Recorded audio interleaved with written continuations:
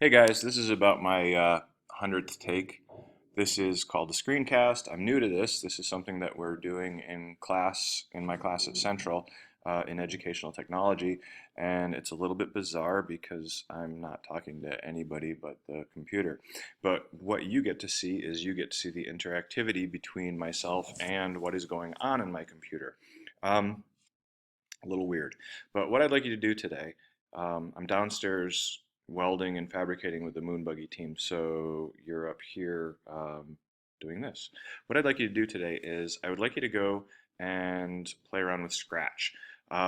Scratch is a code development website that was started by the Massachusetts Institute of Technology for the purposes of getting people to start coding. And here is an example of what the code looks like. You will be writing real computer code, and I'm hoping that we can incorporate this into assessments so that we can have even more diversified assessments, things that you create, things that are fun and enjoyable, and you are going to learn at the same time. So again, migrate over to scratch.mit.edu. The URL is right up here, and this is the screen that you will see. Now, what I'd like you to do is I would like you to join Scratch, and if you see here, it's free.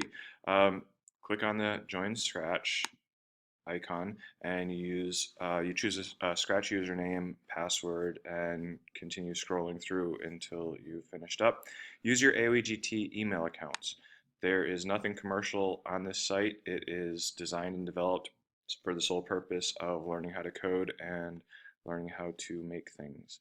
So once you're in, and I'll sign into my account.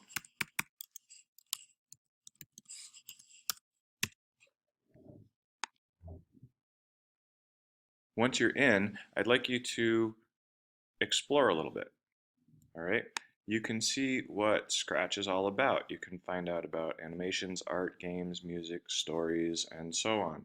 So these are shared projects made by um, kids just like yourselves, young adults, as well as experienced coders. It gets very technical and it can get very complicated. I'll show you some of the projects that I've done. Once you've explored a little bit, I'd like you to go to Create.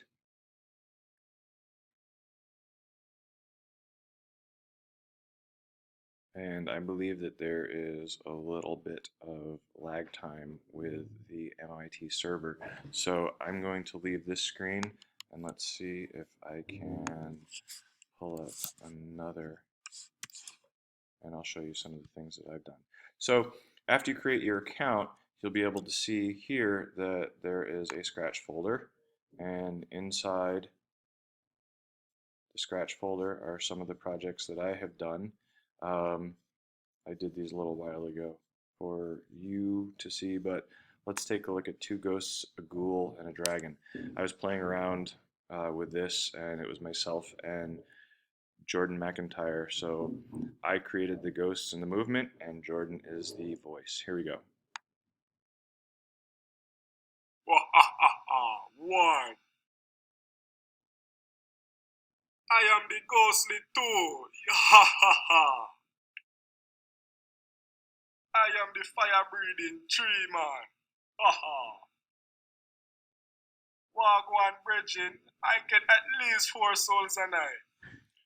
So I'll go ahead and pause that there, but you can see inside this is the code that is developed to make the ghosts show up and the dragon show up and the ghoul show up. So these are called sprites. These are the characters that work on the backdrop. And as you get into it, you will figure this out on your own, I'm hoping. But for each ghost, and this is how programming works, for each ghost or sprite, there has to be code telling it exactly what to do. And if you'll notice, over on this side, every time that I change the sprite, the code also changes. So I have to tell it what to do. So let's go back and see if this is finished loading yet, and it has. So what I'd like you to do, first off, is to title. This is untitled. I'd like you to title your project. So we'll call it Project 1. And over here on the right-hand side, you'll see this question mark. I'd like you to click the question mark, and there's step-by-step guides. Getting started with Scratch, animate your name, dance, dance, dance, create a Pong game, make a birthday card, and create a virtual pet. Now, all of these are very, very basic tutorials.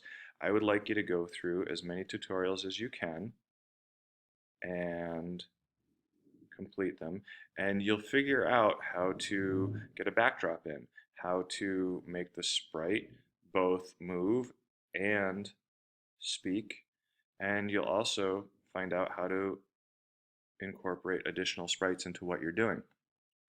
So we're going to go back to the project page, and this is project 1. And again, whoops, didn't need to go there. So again,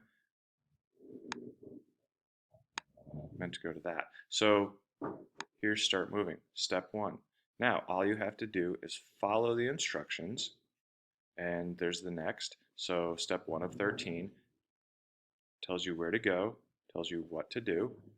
Click the next button, add a sound, tells you where to go, tells you what to do, and you can see that all the motions and all of the sensing blocks and everything is located right here in the center. So just go through that.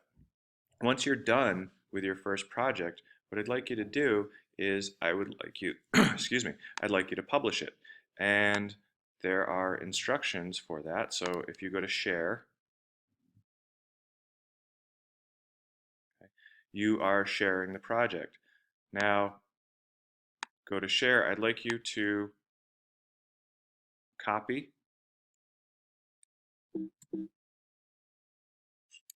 Command C, and then go into your email account, your AOEGT email account. And once you've done that, you go to Command V, and I'll just bring the URL back. You hit Command V, and it's going to paste the URL. So once you've finished your first project, and this is just the dancing cat, I'd like you to send me the link so I can see that you've done it, and that will be your grade for the day. But my hope and my intention is that we can use Scratch as another assessment tool. Think about it as a PowerPoint that you can really truly interact with. You can get very, very detailed on what you're doing. And so, for instance, with our unit that we're finishing up on drones, you know, if some of you would like, you can use Scratch to create a game, or to create a video game, or to create an animation based on what you have learned. And I will get a rubric to you and all of the needed materials next class. But for right now, just play around, have fun, learn. All right? I'll see you guys later. I'll probably stop it up at some time too. Bye.